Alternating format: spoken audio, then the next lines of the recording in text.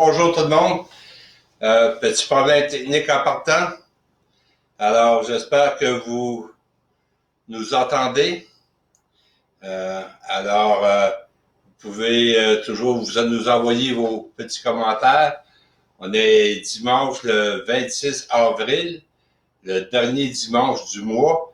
Et puis, dimanche prochain, on va être dans le mois de mai. Alors, juste pour vous donner quelques nouvelles, vous annonces avant de débuter, on tient à vous dire que mercredi prochain, notre étude biblique va être sur Zoom. Et même si vous croyez qu'on a votre numéro, votre courriel, s'il vous plaît, laissez-nous savoir que vous voulez. Envoyez-nous un courriel ou un texto avec votre courriel, juste pour être sûr qu'on a le bon, et afin qu'on puisse vous inclure sur la liste de ceux qui veulent participer à l'étude biblique mercredi via Zoom. C'est gratuit, alors laissez-nous savoir, puis si vous avez des difficultés avec cela, contactez-nous. Et puis, j'ai hâte d'avoir ces études bibliques et avoir de l'interaction avec vous. De notre côté, je tiens à vous remercier encore pour votre fidélité au niveau de vos dons, de votre support financier de l'Église. Merci Seigneur pour cela. Et continuez à prier qu'on puisse se réunir bientôt ensemble pour pouvoir célébrer le nom du Seigneur. Alors, ce matin, j'aimerais débuter avec un mot de prière. Et puis, le titre du message ce matin, j'aurais pu donner plusieurs titres. Comment traverser une crise, quoi faire lors d'une crise. Et je parle pas juste de la crise, de la pandémie dans laquelle nous sommes, mais en général, on va en parler. Mais le titre ce matin, c'est David traverse une crise. Alors, ça, c'est mon titre. Mais j'aimerais qu'on puisse débuter avec un mot de prière. Seigneur Dieu, je te remercie que ce matin, nous avons ce privilège de se réunir virtuellement, Seigneur, à travers les les médias sociaux, Seigneur Dieu.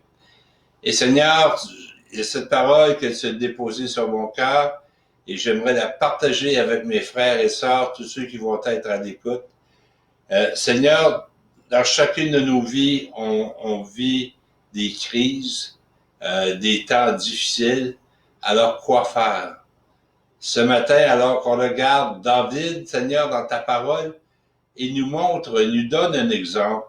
Et je prie qu'on puisse retirer, Seigneur, de cela, qu'on puisse bâtir avec cela, afin, Seigneur, qu'en temps de crise, on puisse utiliser les bons outils, Seigneur, qui sont à notre portée. Alors, guide-nous par ton Saint-Esprit. Au nom de Jésus. Amen. Amen. Alors, oui, David traverse une crise. Ce matin, on va lire dans le deuxième livre de Samuel, au 15e chapitre, versets 13 à 37. C'est un peu long, mais on va prendre le temps parce qu'on va s'y référer à l'occasion et pas trop souvent, mais on veut voir le contexte de ce qui s'est passé. Alors, débutons dans 2 Samuel 15, versets 13 à 37. Débutons au verset 13. Quelqu'un vint informer David et lui dit, « Le cœur des hommes d'Israël s'est tourné vers Absalom. » Et David dit à tous ses serviteurs qui étaient avec lui à Jérusalem, « Levez-vous, fuyons, car il n'y a point de salut pour nous devant Absalom. Hâtez-vous de partir, sinon il ne tarderait pas à nous atteindre, il nous précipiterait dans le malheur et frapperait la ville du tranchant de l'épée. » Les serviteurs du roi lui dirent, « Tes serviteurs feront tout ce que voudra mon seigneur le roi. » Le roi sortit, et toute sa maison le suivait, et il laissa 10 concubines pour garder la maison. Le roi sortit, et tout le peuple le suivait, et ils s'arrêtèrent à la dernière maison. Tous ses serviteurs, tous les Kérétiens et tous les Pélétiens passèrent à ses côtés, et tous les Gatiens, au nombre de 600 hommes, venus de Gath à ce suite, passèrent devant le roi. Le roi dit à Itai de Gath, « Pourquoi viendrais-tu aussi avec nous? Retourne et reste avec le roi, car tu es étranger, et même tu as été amené de ton pays. Tu es arrivé d'hier, et aujourd'hui je te ferai errer avec nous ça et là, quand je ne sais moi-même où je vais. Retourne et amène tes frères avec toi, que l'Éternel use envers toi de bonté et de fidélité. » Itai répondit au roi, dis, l'Éternel est vivant et mon Seigneur, le roi, est vivant. Au lieu où sera mon Seigneur, le roi, soit pour mourir, soit pour vivre, là aussi sera ton serviteur. David dit alors à Itai, va, passe. Et Itai de Gath passa avec tous ces gens et tous les enfants qui étaient avec lui. Toute la contrée était en larmes et l'on poussait de grands cris au passage de tout le peuple. Le roi passa le torrent de Cédron et tout le peuple passa vis-à-vis du chemin qui mène au désert. Zadok était aussi là, et avec lui tous les Lévites portant l'arche de l'alliance de Dieu. Et ils posèrent l'arche de Dieu et habitèrent, montaient pendant que tout le peuple achevait de sortir de la ville. Le roi dit à Zadok, reporte l'arche de Dieu dans la ville. Si je trouve grâce aux yeux de l'Éternel, il me ramènera et il me fera voir l'arche et sa demeure. Mais s'il dit, je ne prends point plaisir en toi, me voici, qu'il me fasse ce qui lui semblera bon. Le roi dit encore au sacrificateur Zadok, comprends-tu, retourne en paix dans la ville avec Achimaas, ton fils, et avec Jonathan, fils d'Abiatar, vos deux fils. Voyez, j'attendrai dans les plaines du désert jusqu'à ce qu'il m'arrive des nouvelles de votre part. Ainsi, Tzadok et Abiatar reportèrent l'arche de Dieu à Jérusalem, et ils y restèrent. David monta la colline des Oliviers, il montait en pleurant et la tête couverte. Il marchait nu-pieds, et tous ceux qui étaient avec lui se couvrirent aussi la tête, et il montait en pleurant.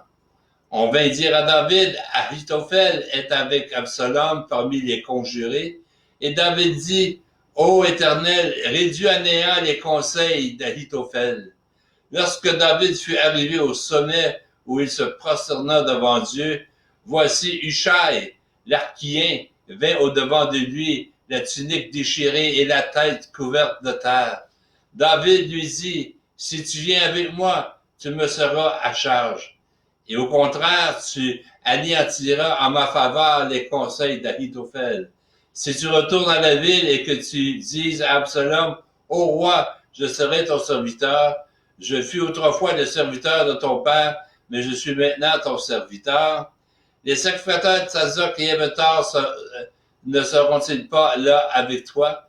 Tout ce que tu apprendras dans la maison du roi, tu le diras aux sacrificateurs Tzadok et Abiatar. Et comme ils ont là auprès d'eux deux fils, Achimaas, fils de Tzadok, et Jonathan, fils d'Abiatar, c'est par eux que vous me ferez savoir tout ce que vous aurez appris. Hushai, ami de David, retourna donc à la ville, et Absalom entra dans Jérusalem. Alors, intéressant ces versets-là, okay? Parce que, qu'on le veuille ou non, dans notre vie, nous allons tous passer des situations de crise. Et j'aimerais vous parler d'un personnage ce matin. Son nom, c'est Horatio Spafford, un homme de Chicago, un homme qui était très prospère, mais il a perdu la plupart de ses richesses lors de la crise financière, et cela c'est en 1873. Il y a eu la mort de son fils unique en 1871, suivi après ça de la grande incendie à Chicago, qui l'a réellement ruiné financièrement. Puis en 1873, okay, il avait prévu de voyager en Europe avec sa famille, okay, au bord d'un navire qui était le SS Ville du Havre. Mais il a envoyé sa famille, on peut dire en France, c'est-à-dire sa femme et ses quatre filles, alors que lui avait été retenu par affaire et il devait aller retrouver plus tard. Mais alors que le navire était en route, le navire a heurté un autre bateau. Okay? Il a coulé. Et sur 225 passagers, seulement 87 d'entre eux ont survécu. Alors, Madame Spafford, l'épouse du monsieur que j'ai mentionné, faisait partie des survivants, mais les 4 filles ont péri. Et aussitôt qu'elle est arrivée à terre, elle a télégraphié son mari. Oui, j'ai bien dit télégraphié. Peut-être qu'il y a des plus jeunes qui se demandent c'est quoi, mais c'était les textos du temps, c'était les messengers dans ce temps-là. Alors, elle a texté à son mari, sauvé, seul, les enfants sont morts. Que dois-je faire? Toute une situation. Imaginez-vous, vous devez partir avec votre mari ou votre femme et vos enfants, mais à cause que vous êtes retenu du travail, vous dites, ben vas-y, je vais aller te rejoindre. Et en cours de route, il arrive cet accident où les 4 enfants meurent. Imaginez-vous cette femme, comment est-ce qu'elle a dû se sentir.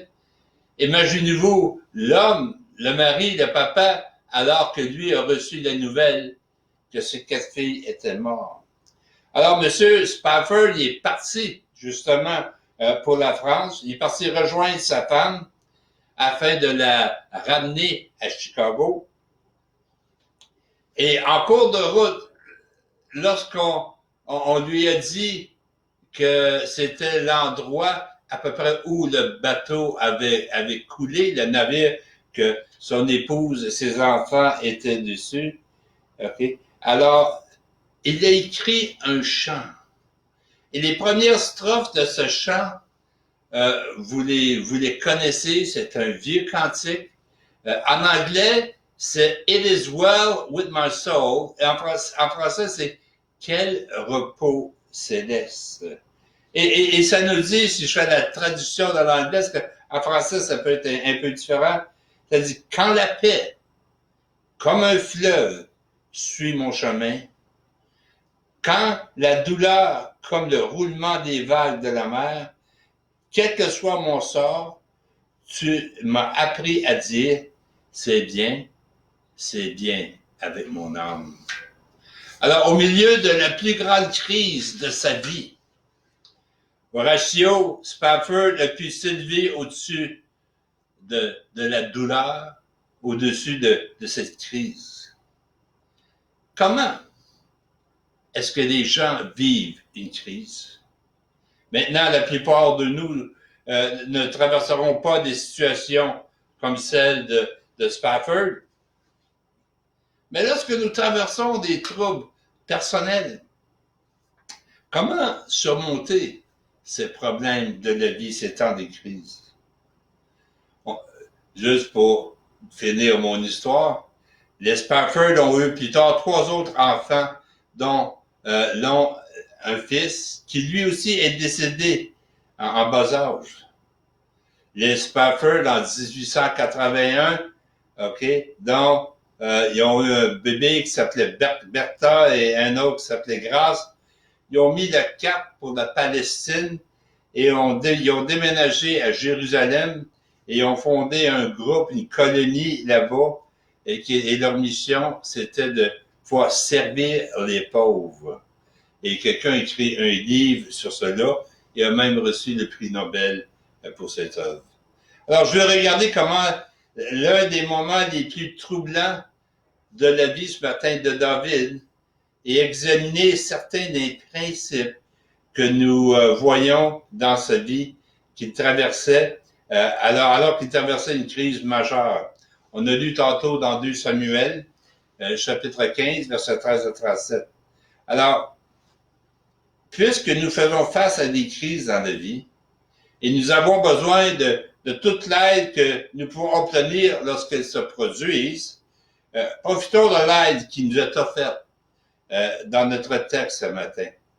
Comment s'élever au-dessus d'une crise ou comment passer à travers une crise.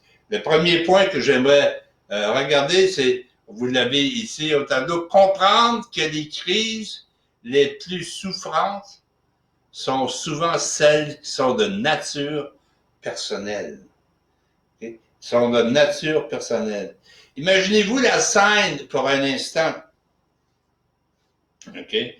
Un messager entre dans la ville, okay, entre dans la salle du trône, du palais, et apporte des nouvelles urgentes, et je dirais même aux proportions qui étaient désastreuses. Alors que le messager parle, les mots, on peut dire, peuvent, c'est sans doute comme un coup de poignard, les mots ont sans doute poignardé le cœur de David. David apprend que la nation d'Israël s'est retournée contre lui. Okay? Mais le pire, la cause de tout cela, c'est Absalom. Son propre fils, le fils de David, okay, menait une rébellion pour renverser et s'emparer du trône. Alors, imaginez-vous David qui est le roi, David que le peuple a acclamé, David qui siégeait sur le trône. Il y a son fils qui s'est rebellé contre lui. On peut dire que c'était un coup d'État. Et puis, Absalom voulait renverser le trône et avoir, on peut dire, la peau de son père. Il est devenu clair qu'Absalom a pour objectif de tuer David pour prendre le contrôle du royaume. Ça a dû être tout un moment déchirant pour David. Okay? Cette situation est imprégnée de troubles personnels, okay? Et déchire, on peut dire, de façon littérale, tous les tissus familiales de la famille de David. Quel moment déchirant. Okay? Cette crise nationale coule avec un chagrin, je dirais, personnel. OK? Parce que c'était son propre fils. Vous pouvez même savoir, dans une certaine mesure, la douleur que ressentait David. Une crise peut survenir au travail. Une crise peut survenir à votre domicile ou même simplement en s'occupant de vos affaires, vous mêlez de vos affaires, puis là, une crise peut arriver. Okay? Les crises n'en font pas exception de personne. Hein? Et souvent, c'est pas juste quand elles surviennent. Alors, on peut voir cela. On peut voir ce qui s'est passé. Imaginez-vous comment est-ce que David a dû sentir. Une crise devient réellement personnelle lorsqu'elle implique la famille. Une crise devient personnelle lorsque d'autres attaquent votre caractère. Une crise devient personnelle lorsque les autres cherchent à vous infliger de la douleur. Alors, il y a différentes sortes de crises. Mais le pire, c'est les crises personnelles. Une autre chose que j'aimerais voir ce matin, c'est parfois, vous avez besoin de vous préparer. Et je vais utiliser le mot regrouper, OK, avant d'agir. Parce que trop souvent, on agit trop vite. On ne prend pas le temps de penser. Et une action arrive et aussitôt, on est en réaction. Et ça, souvent, ça peut être désastreux. Il faut prendre le temps de se regrouper, prendre le temps de penser. David prend des mesures immédiates pour commencer à se regrouper, on peut dire. David n'a que deux options. Il y a deux options qui sortent devant lui. Soit il va combattre, ou soit il va fuir.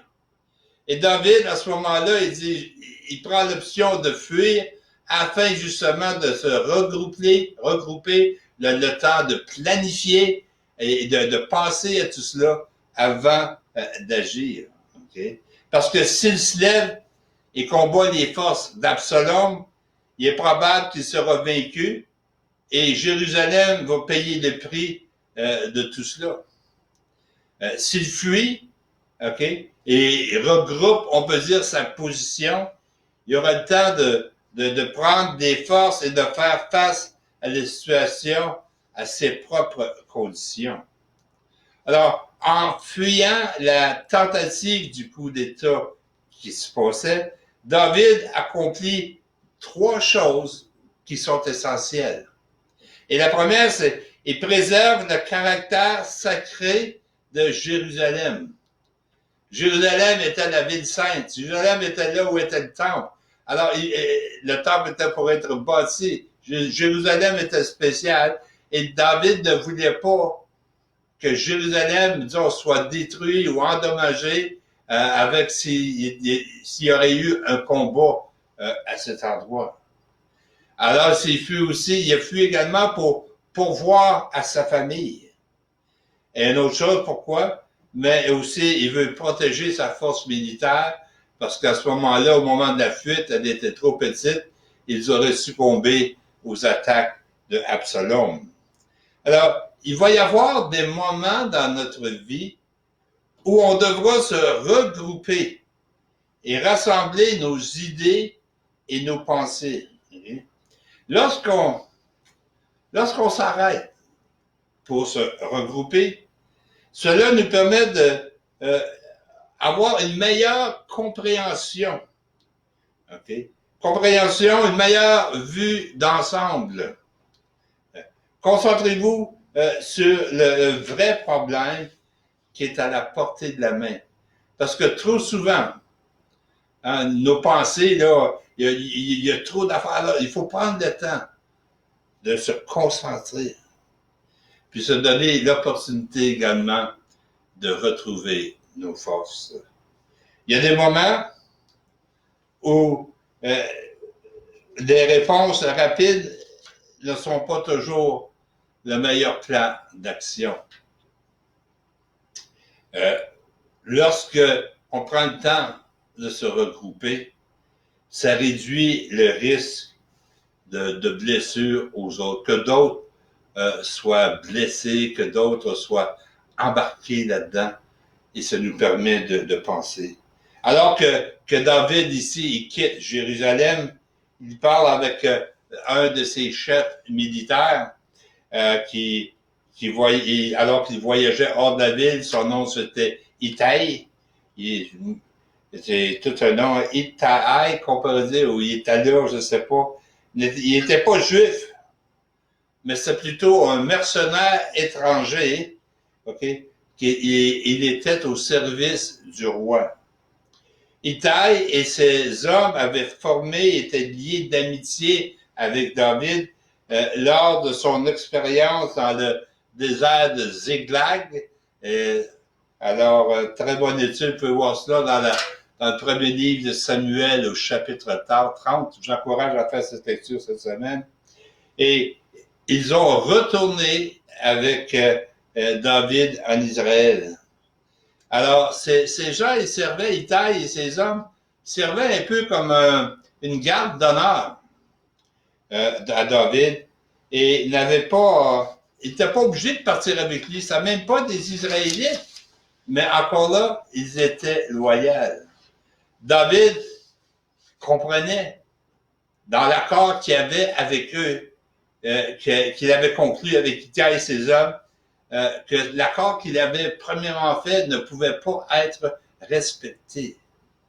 Okay? Parce qu'il était un étranger, il venait d'un pays extérieur, il était en exil actuellement, et c'était pas une situation pour des gens réellement à être à ce moment-là. Alors, nous apprenons de David que nous devons faire de notre mieux pour garder ceux qui sont innocents hors de la crise afin de les protéger. Souvent, lors d'une crise, on essaye trop d'embarquer des gens avec nous, et puis c'est qu'à l'intérieur de tout cela, eux aussi sont blessés, et malheureusement, c'est triste de voir cela. Alors, David cherchait à protéger Itai et ses hommes. Il dit, vous n'avez pas d'affaires là, vous êtes innocents, vous n'êtes même pas israélites, vous n'êtes pas obligés de venir avec moi, vous êtes libérés, allez-y. Okay? Il y avait plusieurs raisons aussi qui étaient là. Alors, David dit à Itai, retourne à Jérusalem, tu vas être correct. Okay? David veut que Itai soit hors de danger. David ne peut pas respecter l'entente qu'il a faite avec lui. Et puis encore là, David, à ce moment-là, ne connaissait même pas son plan d'action. On l'a lu dans le texte. Il dit, je m'en vais, mais moi-même, je ne sais pas où je m'en vais encore. Il était en fuite, il ne savait pas. Tout ce qu'il voulait, c'est fuir pour se protéger sa famille, ses serviteurs. Mais il n'y avait pas de plan d'action. C'est pour ça que c'est important de se regrouper, de prendre le temps de penser avant d'agir. Alors, on va puis remarquer ce que fait Itai ici. Malgré tout cela, Itai promet à David sa fidélité. Il dit, dans la vie ou dans la mort, il dit, je vais être avec toi, je vais te suivre jusqu'au bout, je vais te protéger jusqu'au bout, je vais combattre à tes côtés jusqu'au bout, peu importe ce qui arrive. Wow, quelle loyauté cela. Un autre point que j'aimerais regarder, c'est prendre le temps de louer ou d'adorer. Même au milieu de cette situation dangereuse, David prend le temps d'adorer Dieu. Zadok avait amené l'arche de l'Alliance à l'endroit où se trouvait David et Abiathar avait offert des sacrifices à Dieu jusqu'à temps que tout le monde ait quitté la ville. Alors, on sait que David courait littéralement pour sa vie, mais cela ne voulait pas dire qu'il ne chercherait pas la présence de Dieu. Ça, je trouve ça intéressant. Lorsqu'une situation de crise arrive, oui, on peut avoir tendance de fuir, puis des fois, c'est bon pour un temps dans le but de se regrouper, mais il ne faut jamais oublier le Seigneur là-dedans. Il ne faut jamais oublier Dieu. Que Dieu soit avec nous dans tout ce qu'on fait. David courait pour sa vie, mais encore là, il cherchait quand même la présence de Dieu. Dans une situation de crise. On en vit une présentement avec la pandémie, le coronavirus, le COVID-19. C'est une situation de crise. Ça en est une au niveau de la maladie physique. Il y en a, c'est financier parce qu'ils n'ont pas de revenus. Mais est-ce qu'on prend le temps quand même de rechercher la face de Dieu? Est-ce qu'on prend le temps de regarder à Dieu, de l'adorer, de le louer? Okay? David accordait une telle valeur à la présence de Dieu qu'il s'est arrêté pour offrir des sacrifices à Dieu. David a compris quelque chose que nous oublions souvent. Quand une crise survient, l'adoration doit rester une priorité dans nos vies. Chercher la face de Dieu. Beaucoup trop souvent, nous permettons aux circonstances et aux difficultés de s'interposer entre nous et notre capacité d'adorer le Seigneur. L'adoration ou la louange, la présence de Dieu doit être une priorité dans nos vies parce que lorsque nous traversons des moments difficiles, nous devons rechercher la présence de Dieu. En ce moment, avec ce que nous vivons, est-ce que vous recherchez la présence de Dieu? Ou est-ce que vous n'avez pas pris le temps de vous regrouper, puis vos idées sont tout partout, puis on commence à critiquer, on a peur, on fait de l'anxiété, de l'angoisse. Avez-vous cherché la présence de Dieu à travers cela? La triste réalité est que l'adoration est devenue parfois un élément secondaire. Secondaire de nos priorités. Beaucoup de gens utilisent n'importe quelle excuse pour euh, sauter un service, on peut dire des fois, lorsqu'on est capable de se réunir ou autre. OK? Et ils ne prennent pas le temps de construire une relation profonde avec Dieu. Si vous ne pouvez pas prendre le temps d'adorer Dieu quand les choses vont bien, comment il va être capable de le prendre quand les choses vont mal? Alors, c'est important que lorsque tout va bien, raison de plus d'adorer, de louer Dieu et d'avoir des actions de grâce, de le remercier pour ce qu'il fait, de le remercier pour sa protection.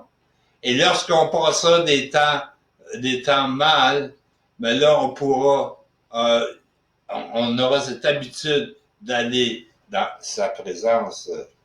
Encore là, si vous ne cherchez jamais la présence de Dieu, OK, pendant les moments difficiles, comment pouvez-vous attendre à obtenir une délivrance, obtenir secours? Un autre point que je veux partager, c'est approcher la crise avec une attitude de foi. David donne une instruction à Zadok de retourner à Jérusalem et de ramener l'arche de l'Alliance au temple. C'était, on peut dire, une décision réellement audacieuse de David, parce que l'arche était le symbole puissant de la présence de Dieu. La compréhension était que si vous aviez l'arche avec vous, Dieu était de votre côté. Et lorsque David renvoie, on peut dire, l'arche à Jérusalem, c'est un acte de confiance absolue et de foi totale. Alors, regardons les mots que David utilise, et on le voit dans 2 Samuel, chapitre 15, versets 25 à 26. Il dit, ça nous dit dans la parole, le roi dit à Zadok, ramène l'arche de Dieu dans la ville. Si je trouve grâce aux yeux de l'Éternel, il me ramènera, il me fera voir l'arche et sa demeure. Mais s'il dit, je ne prends point plaisir en toi, me voici, qu'il me fasse ce qui lui semblera. Wow, n'est-ce pas merveilleux de voir cela? Un homme qui met sa voix, qui met sa vie, sa foi en Dieu, et à travers tout cela, qui peut dire que sa volonté soit faite. Si ce que je fais, c'est bien, Dieu va être avec moi. Sinon, mais qu'il fasse avec moi ce qu'il veut. Wow, intéressant cela. Hein? David a compris que toute sa situation était désormais entre les mains de Dieu et que la seule façon de vivre la crise était de placer sa confiance totale en Dieu. David montre également qu'il appartient à Dieu parce qu'il est attaché à la volonté de Dieu, quelle qu'elle soit. Un peu comme Jésus dans le jardin de Gethsémani, alors qu'il a dit, Père, s'il est possible, retire de moi cette coupe. Alors, David, c'est ce qu'il a fait également. Alors, lorsqu'une crise survient dans votre vie, est-ce que vous l'abordez avec une attitude de foi ou est-ce que vous êtes simplement frustré? La réalité est que la plupart d'entre nous, si nous sommes honnêtes, si on est honnête, on est généralement, on peut dire, plus frustré que confiant. La frustration est un sous-produit de ne pas se tourner vers Dieu pour son aide et ses conseils. Alors, ça fait plusieurs points qu'on regarde, mais je crois que si on veut passer à travers certaines crises, ce matin, nous pouvons retirer des outils pour nous aider à cela, justement. Un autre point, c'est laisser les émotions ou les émotions sortir. Souvent qu'on dit, hey, t'es trop émotionnel, ou t'es comme ci, ou t'es comme ça. Mais il y a un temps pour cela. dans le livre d'Ecclésiaste, ça nous dit, il y a un temps pour toute chose.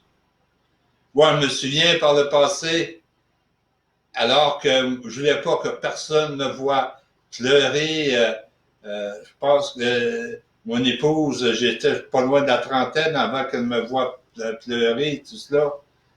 Et je me souviens du jour où j'étais au chalet, et là, on m'a appelé pour me dire que ma grand-mère était décédée. Et ma grand-mère, pour moi, elle était quelqu'un de réellement spécial. Une femme que j'ai aimée, une femme que j'ai cherché à aider aussi. Je l'avais vue juste quelques jours avant. J'avais été lui porter des robes, une plante. Puis, lors de notre retour du chalet, cette fin de semaine, elle devait nous faire un beau gâteau aux anges qu'elle savait que j'aimais. Mais cette fin de semaine-là, on a appelé pour me dire qu'elle était décédée, alors que j'étais au chalet. Et moi, dans mon orgueil, je dois dire, c'était de l'orgueil, parce que j'avais été élevé de façon à ce que les hommes, ça pleure pas, tout cela. Et dans mon orgueil, pour ne pas montrer mes émotions, j'ai dit à mon épouse, je m'en allais, elle dit, je m'en vais prendre une marche. J'ai été prendre une marche dans le bois, et comme je dis des fois à des gens, j'ai été collé l'orignal. Mais c'est là que je me suis ouvert et vraiment, je me suis mis à pleurer, puis dans mon orgueil, j'aurais pas voulu que personne me voie. Mais vous savez, il y a un temps où ce que les émotions doivent sortir. Alors, laissez des émotions sortir. Et alors que David quitte Jérusalem, okay, alors qu'il se précipitait de façon littéralement pour sauver sa vie, hein, l'émotion de la situation se déverse sur lui. La puissance de la douleur est arrivée au point que David ne pouvait plus la contenir. Regardez les points douloureux auxquels David a dû faire face. Le propre fils David le voulait mort. Beaucoup d'amis de David s'étaient retournés contre lui. La nation était plongée dans une guerre civile. David laissait l'arche de l'alliance derrière. David se dirigeait vers un avenir inconnu. Il était en fuite. Alors qu'il quitte Jérusalem, il devient un homme en exil. Un homme condamné à mort et un homme dont les disciples étaient plus étrangers que son propre peuple. David se couvrit la tête, ça nous dit, marcha pieds nus et pleura ouvertement en montant ou en gravissant le mont des Oliviers. Sans aucun doute, si on regarde en arrière, on peut voir que nous aurions pu faire la même chose. Et sans aucun doute, alors que David montait la montagne des Oliviers, il s'est regardé en arrière et il a vu Jérusalem et il a pleuré. Et ça me fait penser à Jésus, alors qu'il regardait la ville de Jérusalem, ça nous dit que Jésus, il était ému, il était plein d'émotions. Encore là, hein, il regardait en arrière, tout cela. Trop souvent, nous essayons de retenir nos émotions. Nous éprouvons des difficultés dans une crise. Trop souvent, c'est qu'on compte sur nos propres forces pour nous sortir, pour nous en sortir, et on essaie toujours de montrer un visage courageux. Ah, moi, je suis tough, tu sais. Il y a ce dicton en anglais que les Marines peuvent avoir. When the going gets tough, the tough get going. Ouais, mais c'est pas toujours vrai, cela. Il y a des fois où il faut laisser sortir nos émotions. Il y a des moments où ça doit sortir. Comme David, il y a des moments où les larmes devront couler. Et encore là, que vous vous laissiez pleurer ou que vous sortiez et hurler à tue-tête, on a besoin des fois d'une façon de déboucher le bouchon, de laisser sortir les émotions. Vous pouvez vous accrocher à la douleur, mais ça va être encore plus difficile de lâcher prise et de ressentir cette libération qui est nécessaire. Un autre point qui est très important, c'est n'oubliez pas. de prier. Dans le deuxième livre de Samuel, au chapitre 15, il y a 2 versets que j'aimerais lire, le verset 30 et le verset 32. Ça nous dit au verset 30, David monta à la colline des Oliviers. Il monta en pleurant et la tête couverte, et il marchait nu-pieds. Et tous ceux qui étaient avec lui, tous ceux qui étaient avec lui, se couvrirent aussi la tête, et il montait en pleurant. Alors, je crois qu'on a un verset pour cela au tableau. On va voir ça dans un instant. Anne, c'est possible de mettre le verset pour que les gens puissent lire? Alors, et au verset 32, ça dit, lorsque David fut arrivé au sommet où il se prosterna devant Dieu, voici Hushai, l'Archien, vint au-devant de lui, la tunique déchirée et la tête couverte de terre.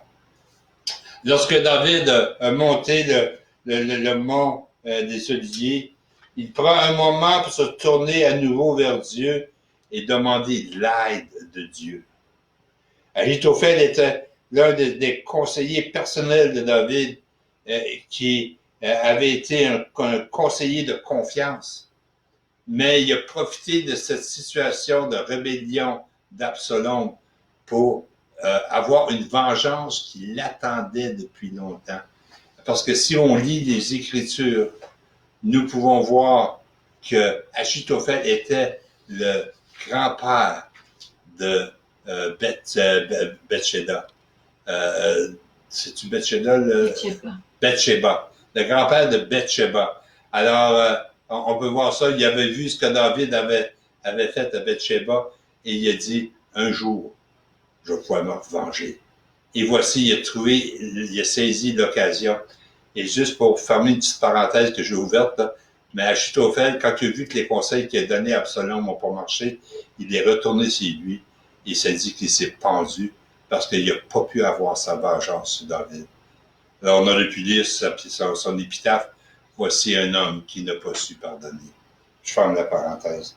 Mais David avait confiance en Ahitophel. Il était précieux pour David. Il était rendu précieux pour Absalom maintenant. OK? Alors, il avait besoin de l'aide. Alors, c'est important de s'entourer de personnes qui peuvent nous aider. Alors qu'on se regroupe, comme on disait au tout début. Alors, David nous enseigne une leçon précieuse que parfois nous apprenons rarement lors d'une crise. Et ça, c'est à savoir que Dieu peut accomplir ce que nous, on ne peut pas. Ça, il faut réaliser ça. Dieu peut faire tout ce que toi, tu ne peux pas. Il envoie de la main de nos vies aujourd'hui. Lorsque une situation dépasse notre capacité de la traiter, on doit la donner à Dieu. Se décharger sur lui. Hein, il y a ce chant qui dit « Déchargez-vous sur lui de tous vos soucis. » Allez dans la présence de Dieu. La prière est l'une de vos ressources les plus précieuses pendant une crise. Tout comme l'adoration est une recherche de la présence de Dieu, la prière est une recherche de la provision de Dieu. Je sens qu'on est béni ici au Centre chrétien Viens-Vois. Présentement, nous avons au-delà de 5 groupes qui se réunissent via Skype ou Messenger pour des temps de prière à différents temps de la semaine. Alors, je trouve ça réellement bénissant parce que la prière, elle est importante. Alors, juste répéter cette dernière phrase. Tout comme l'adoration ou la louange est une recherche de la présence de Dieu, la prière est une recherche de la provision de Dieu. Lorsque vous traversez une crise, cherchez la provision de Dieu, car lui, il a la capacité de répondre à tous vos besoins. Et je vais me permettre maintenant déjà le temps y avance, ça fait pas loin de 45 minutes que je suis là, mais permettez-moi de fermer avec cette conclusion. Lorsque les crises sont une réalité dans la vie, OK? Veut pas, on doit y faire face. Vos problèmes ne sont peut-être pas dans la mesure de celle de David, à laquelle lui a fait face, mais la réalité est que lorsque vous traversez ces situations de crise, vous ne les traversez pas seul. Comment vivre une crise? Comment traverser une crise? Comment passer à travers une crise? Il faut juste comprendre que les crises les plus douloureuses sont celles de nature personnelle. Parfois, on doit se regrouper avant d'agir. On doit, afin de réduire le risque de blessure pour les autres. Mais prenons le temps de chercher la présence de Dieu. Abordons la crise avec une attitude de foi. Laissons l'émotion ou les émotions sortir, mais de la bonne façon encore. N'oubliez pas de prier. Puis ça, là, si vous l'avez écrit, soulignez-le. N'oubliez pas de prier. Et lorsque les épreuves à lesquelles vous faites face, lorsque vous faites face à ces épreuves, c'est vraiment le temps de chercher la présence de Dieu encore plus sérieusement. Okay. À cette heure même, vous traversez peut-être une crise. Prenez le temps de chercher Dieu.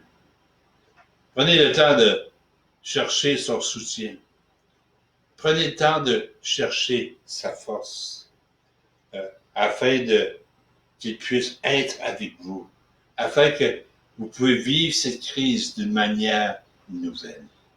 Sur cela, il y en a peut-être à la maison qui passent une crise. Et j'aimerais prier pour cela. J'aimerais que vous puissiez vous joindre à moi dans cette prière, agréer avec moi et implorer l'aide de Dieu. Seigneur Dieu, merci pour ta parole. Nous voyons David qui a vécu, Seigneur, toute une crise. Et vraiment, elle était aussi personnelle, Seigneur, parce que c'était son propre fils qui se rebellait contre lui. On peut y voir les émotions, mais Seigneur, merci pour cet exemple qui nous amène à faire comme David, de regarder à toi. Parfois, juste de prendre un temps à part, de chercher ta face, te louer, t'adorer, te prier. Et Seigneur, oui, de chercher tes provisions. Seigneur, je ne sais pas qui écoute ou qui regarde présentement. Je ne sais pas quelle est la crise que certaines personnes peuvent vivre. Disons que nous vivons tous cette crise qui est la pandémie du coronavirus, mais d'autres vivent d'autres crises aussi, Seigneur. Ça peut être de personnel, familial, financière. Alors, oh Dieu, on vient à toi d'une façon, Seigneur, personnelle. On vient à toi, Seigneur, implorant ton aide, Seigneur. On te dit que sans toi, Seigneur, on ne peut pas, Seigneur. Mais nous savons que toi, tu es capable de rencontrer les besoins. Tu es capable de pourvoir ce qu'il faut pour nous aider à passer à travers cette crise. Alors, Père, oh Dieu, je te remercie pour ta présence et je te remercie, Seigneur, de ce qu'on n'a pas à passer cette crise tout seul, mais que tu es là, présent avec nous. Alors que ton nom soit béni, que ton nom soit élevé, que ton nom soit exalté, Seigneur. Et Seigneur, je prie d'entendre des gens nous rappeler ou nous envoyer un texte pour dire qu'ils ont mis leur confiance en toi dans la crise qu'ils vivaient. Au nom de Jésus, je prie. Amen. N'oubliez pas, regardez à lui en temps de crise. Vous allez surmonter, vaincre votre situation de crise. N'oubliez pas de nous contacter pour Zoom, parce que mercredi soir, on est sur Zoom et on va avoir de l'interaction ensemble. Que Dieu vous garde, que Dieu vous bénisse.